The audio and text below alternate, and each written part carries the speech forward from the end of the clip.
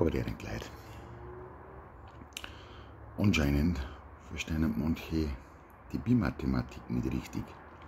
Vor allem manche Frauen nicht. Und deswegen erkläre ich jetzt nämlich ganz leicht, wie die Bimathematik bei uns Männern und vor allem bei uns Bayern funktioniert. Wenn ich halt als Mann sage, ich tue fort auf ein Bier, dann heißt das. Verstanden? Wenn ich als Mann sage, ich tue fort auf 2, 3 halbe Bier,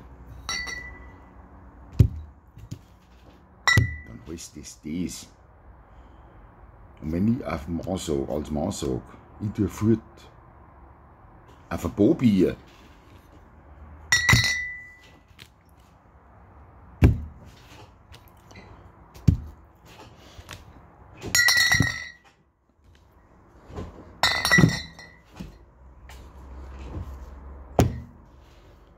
dann heißt das. Capisce? Ich hoffe jetzt, die Biermathematik versteht jeder ein wenig. Auch an die Frauen.